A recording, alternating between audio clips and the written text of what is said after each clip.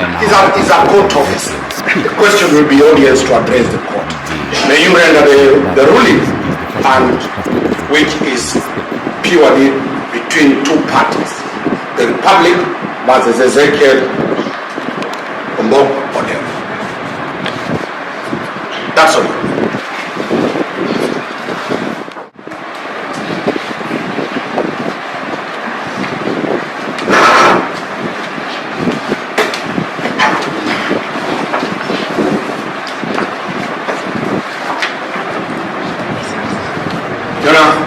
I have some instructions from the client that him being a man of God, a peace-loving citizen,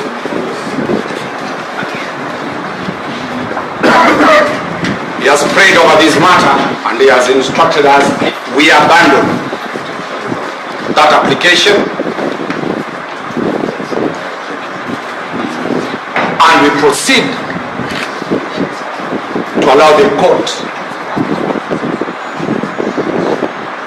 to render its ruling.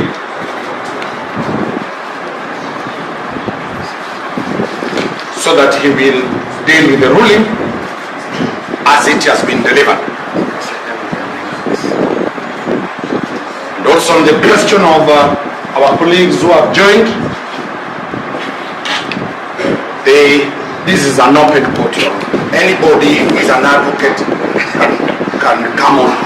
He's a court officer. The question will be audience to address the court.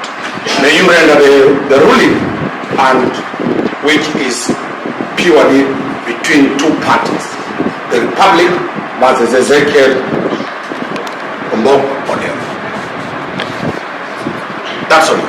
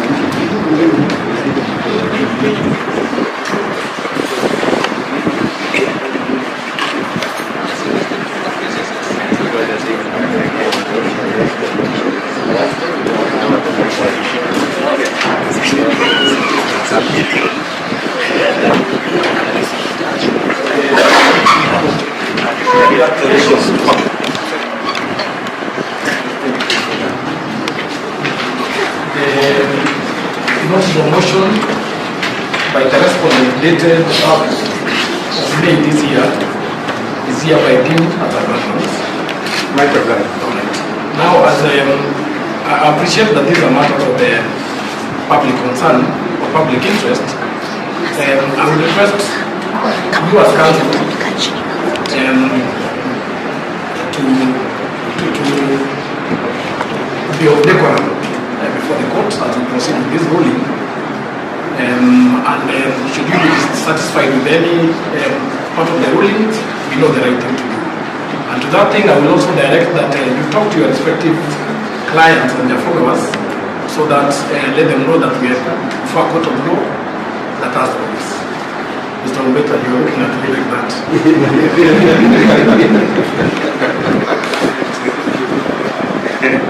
Tutapata kimya tukingoja koti itaongoza. Do I look trouble, Your Honor?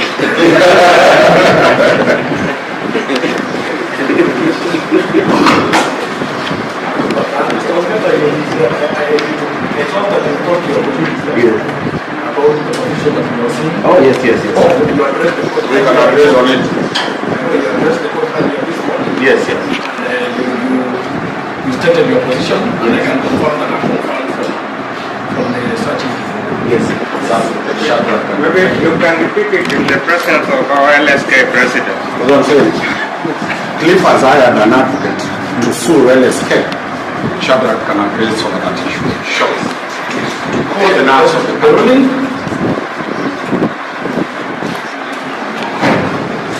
The respondent hearing Ezekiel was arrested on the 27th of April this year and was presented before this court on the morning of the 28th of April in line with Article 49(1)(f) of the Constitution of Kenya, which provides that an arrested person has the right to be brought before a court as soon as reasonably possible, but not later than 24 hours after being arrested, or if the 24 hours end outside court hours, or on a day that is not an ordinary court day, at the end of the next court day.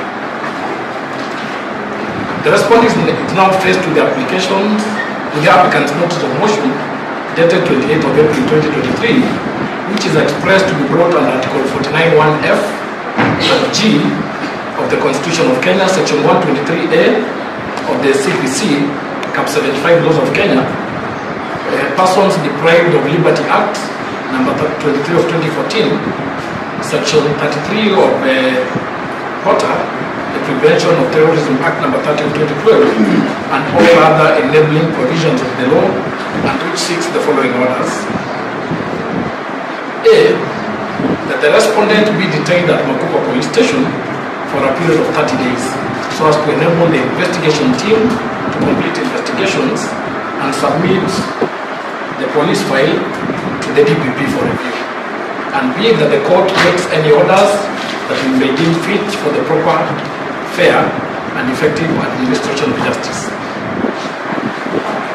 The applicant, that is the state, has on the face of the application listed 14 grounds upon which the application is premised, which in braces are as follows. I have reproduced the 14 grounds as they appear in the application, so I will not go through them.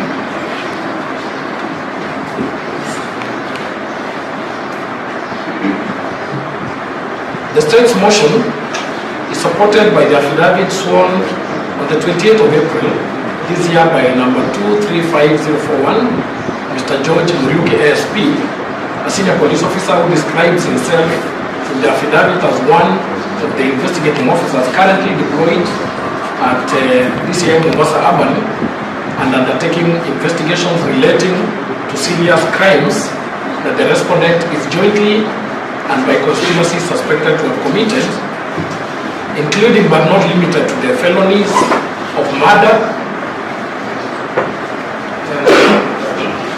Where is your client? He may sit. He may sit. He sit. Including but not limited to the felonies of murder, aiding suicide, abduction, radicalization, genocide, crimes against humanity, child cruelty, fraud, and money laundering, and for being accessories before or after the fact. The said deponent has restated and expounded on the above grounds. The application proceeded by way of oral submissions, whereby the state was represented by Messrs. Kiprop and Jami, both prosecution counsel, when the respondent's case was urged by Mr. Magoro, advocate. So the state submissions, through the two learned prosecution counsel, the state sought for the court's discretionary orders that the respondent be detained at Makupa Police Station in Mombasa County for a period of 30 days to allow the completion of investigations.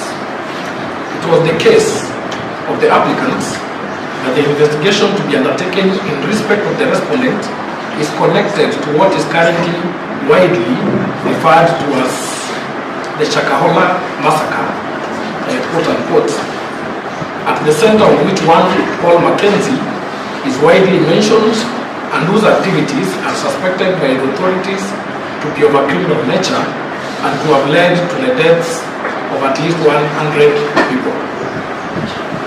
The state submitted that the offences that the respondent is suspected to have committed and for which is being investigated include, as I've stated above, the felonies of murder, aiding suicide, abduction, radicalization, genocide, crimes against humanity, child cruelty, fraud, and money laundering, and for being accessory before and after the fact.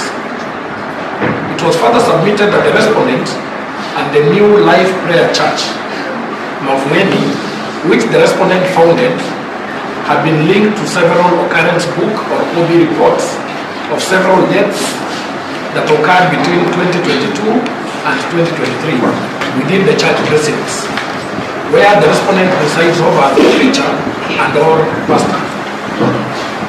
Counsel for the state invited the court to peruse and consider 17 OB reports of such deaths, photostat copies of which were annexed to the affidavit in support of the application, which the state urges give credence to the intelligence information of the deaths at the said church precincts.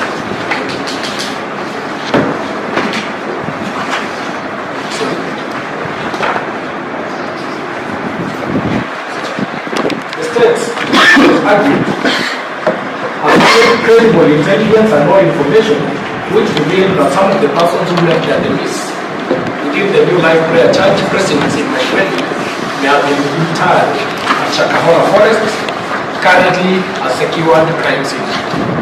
That upon the release of the innocent and vulnerable followers, quote unquote, of the respondents, their bodies were preserved at a privately run morgue in Kilifi before being transported and interred on Paul Mackenzie's land in the Shakahola Forest, and could well be among the bodies that have since been retrieved from the property in an ongoing search and exhumation exercise, and hence the connection between the respondent, Paul Mackenzie, and the Shakahola massacre. It was submitted that the number of bodies being exhumed continued to increase exponentially.